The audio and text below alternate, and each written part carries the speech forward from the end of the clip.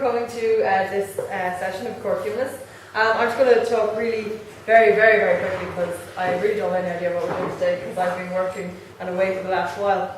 And just to let you know that there's a sign-in sheet there, we have a donation box there because if we don't get donations then I end up having to pay for the room out of my own pocket and I don't like that. So if anyone has any, if you want to make a donation, that'd be great.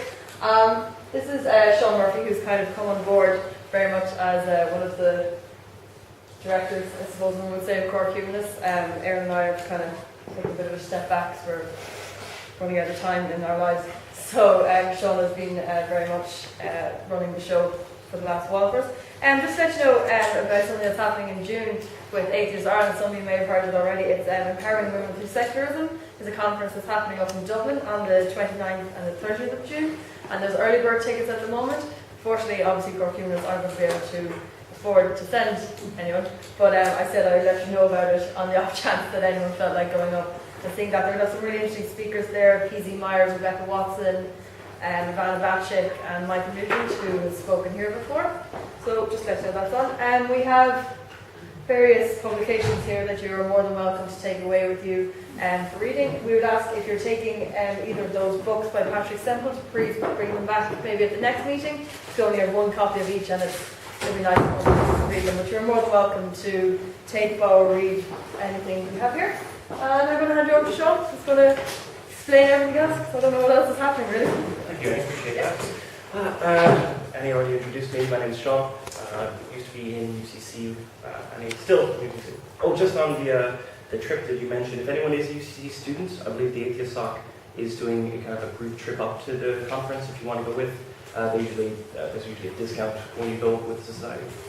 Today we are going to be watching a documentary. It came out a couple of years ago. It's called Sex, Death and the Meaning of Life. It's by Richard Dawkins. We're going to be watching the first episode today, which is kind of centric on sin and the kind of obsessive way that the way that religion kind of demonizes sex and makes it a sinful act and such. And then we'll kind of have we'll have a bit of a discussion about it afterwards. Not too formal, and I hope you guys kind of enjoy it. We'll go over what we're doing for the rest of the month, probably at the end of the meeting, so that no one forgets. But thanks everyone for coming, by the way, on this very windy, cold morning. I think we're taking a couple of notes. If anyone has any specific, if anyone has any specific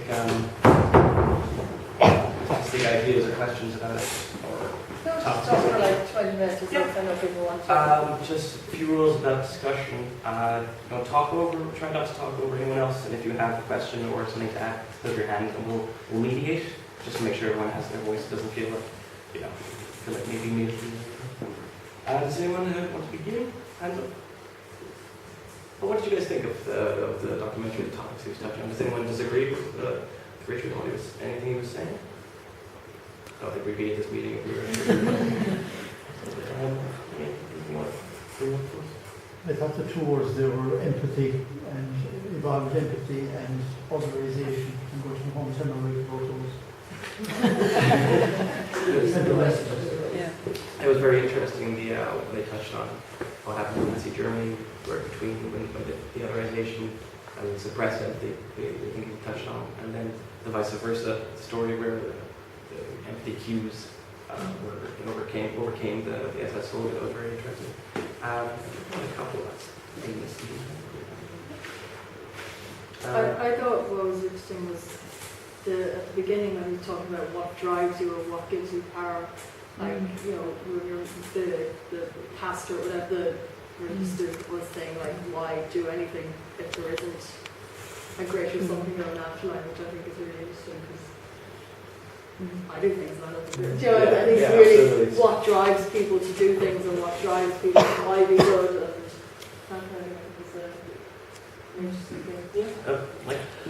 I think the old way was the carrot and stick aspect, which outsourced what our viewpoints of morality were to another world.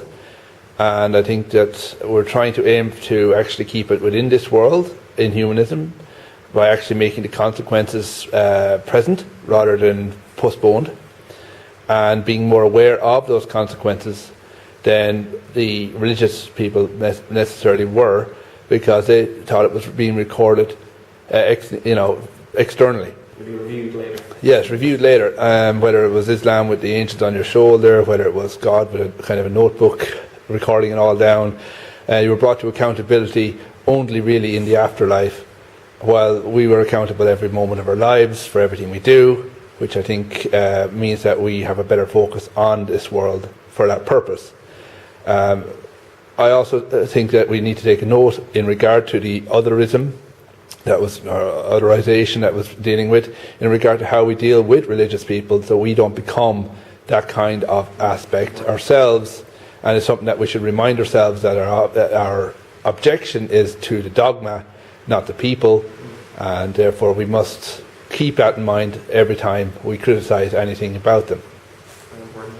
Which I thought was interesting because Richard Dawkins is so very, very intolerant towards so many people. We were actually talking about this earlier on because me and Aaron went up to Dublin a couple of years ago and we met Richard Dawkins and I asked a question and he scoffed and muttered something about feminism and refused to answer my question.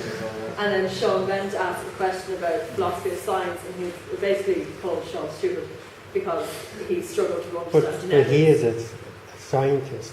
Yeah. Sometimes a bit arrogant, like. Yeah, I just thought it was really interesting, yeah. Not personal or anything like that, it's just flippant remark. I suppose the difference to a lecture of his, it's being an actually finance documentary, that they have to have some constraints and they couldn't just show him shouting at someone. Yeah, I thought showed him in a lovely light. Like, I was like, I've met him, he's really mean. He's a mean person. You know, I really respect his ideas and his theories and stuff, but I think it was interesting. He came across rather lovely in that. Oh, I'm really disappointed to hear that. This is the thing about art. Waspish in a way, but he's maturing, I feel, as he's aging. He's getting a bit more tolerant. But he was very strident against religions, which isn't helpful to humanism. You know? Absolutely. Yeah. I was just thinking We about have that. to be very broad. And we must see the other religions and respect them, but kind of, you know. One good point about it, he was talking about the finality of things, and I suppose most people know that we have only one chance.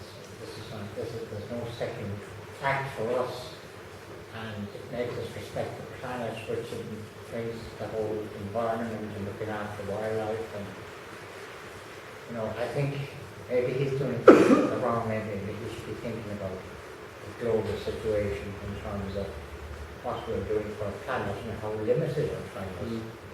Not us and me or anyone, but the total human race. Yeah, absolutely. Future. It's running out of time. You know, they're talking about monetary collapse and economic collapse, but the global situation from the environment is very sensitive. I think that goes back into what Mike was saying about consequence. It's very important that we realize the consequence of our actions these days, and there's a lot more open literature for speech. You know, we can find out a lot more about the impact everything we do in our lives has, and it helps us to kind of reason and see what consequence we have on people around us for the environment and such. It's like what Noam Chomsky was talking at ECC during the week, and someone was like, how do we find out these things that you know? How do we find out these things that the media don't tell us? And he's like, it's there. It's about looking for things, and I don't think we realise how much stuff is available. I think I find that any people I know who are quite, not all religious devout friends that I have, but a lot of them would not go and seek out things, information like, or they wouldn't watch something like this, they wouldn't go seeking consequences because the consequences are going to happen some other time, which I think makes me a little bit sad, seeing people who are just like, well, I don't need to find out about these things because I'll find out in the next life. Makes conversation more boring. Yeah. There was one, I don't know if anyone had seen the Al Jazeera interview with Richard Dawkins. He was dealing with the aspect of right and wrong, and he said he's not interested in right and wrong, he's only interested in truth. I think a lot of the conceptions of Richard is that his primary focus is education, and he finds a challenge of religion, which is probably what drew him into it in the first place, in creationism and aspects like that. It's what he's resisting against far more than the nuances of societal bonding. And it's only more recently he's beginning to address those. Before that, it was a case of, don't pollute science with religion in science class. And that, I think, is what he's actually, I think he's trying to evolve his own attitude along those lines. I mean, he's obviously coming from a background in which he has little time for religion, and it's a matter of a learned response for himself to be able to put time aside to empathise with a religious attitude that he sees absolutely no value in himself. And it's not easy in that regard for him to I suppose, modify some of his responses. Although I have seen him show a degree of respect through interviews. Now, I do agree that programmes that are done through Richard Dawkins is going to be edited in light to make him look good. I mean, you're not going to have a programme that he's going to be involved with. It shows him doing something stupid in it. But I also think that from what I've seen of him in interviews and debates, he has a degree of sympathy that he's getting better at as he goes along. Probably because of criticism. Probably because people are coming along and saying that you may be a bit too harsh or whatever else. And I find that sometimes the coining of the phrase of Dawkinsian kind of attitude to be probably a stereotype that is developed more or less from criticisms from people who take aspects of his speeches perhaps too literally, rather than overall his viewpoints.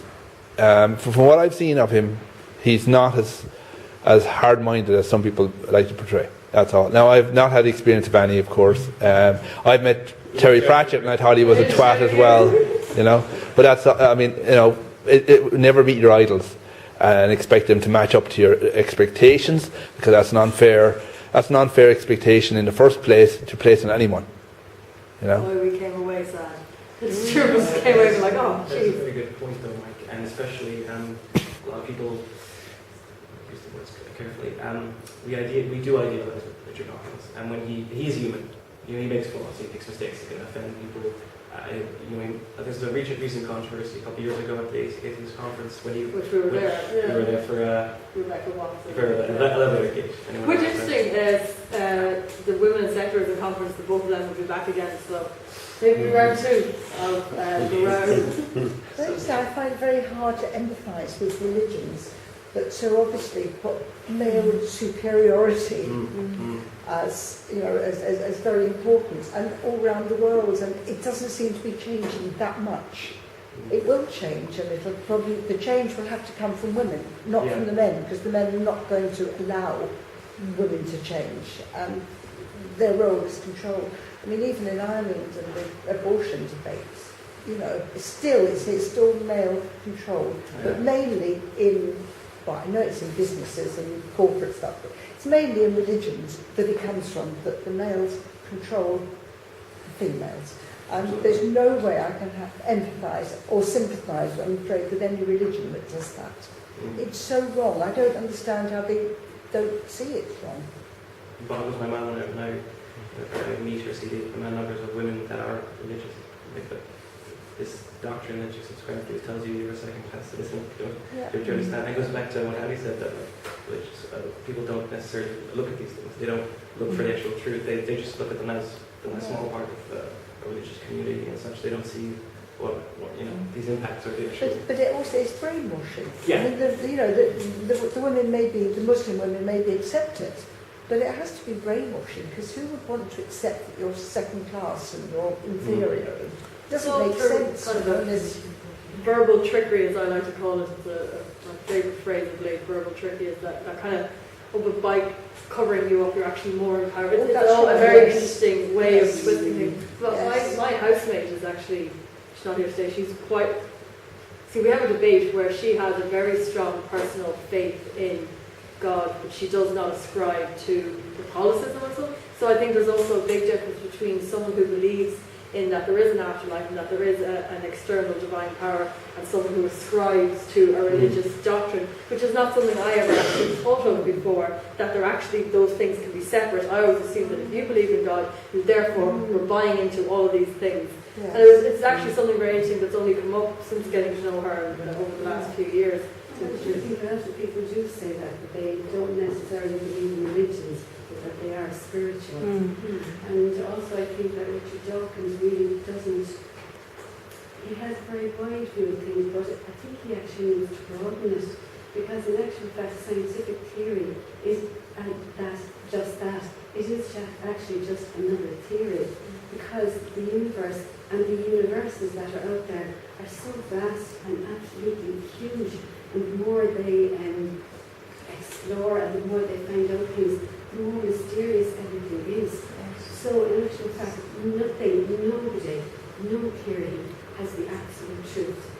So really, I think we have to think again and think wider, because, you know, his theory isn't the absolute either, because we know so little about everything that's out there. Yeah, I think it goes back to what Mike said quickly, that he has so little time for it, that he doesn't put as much thought into it. But I think, to jump back to what you said a second ago, I think that's theism, or that deism. Because when you just believe in a higher power, like let's say you believe in the universal energy, that's deism. Deism. Deism. Deism would be ascribing to a doctrine. Oh, It's just something that I only really come across quite recently. It's an interesting enough. I think most Irish, like especially because I was raised not a staunchly Catholic household, but I went to did communion, confirmation, and all that, and I never subscribed to the doctrine. It was just I just believed that there was something because I was taught there was something. I think a lot of Irish Catholics are just We're cultural. Yeah. I wasn't brought up a Catholic. We managed to sidestep that little nugget. So, yeah, I think it seems to be quite an Irish thing. Like anyone I've met from other countries are just like, what? They don't quite grasp this bizarre Irish culture. And someone once said to me, she was like, I don't believe in God, but I'm still a Catholic. And I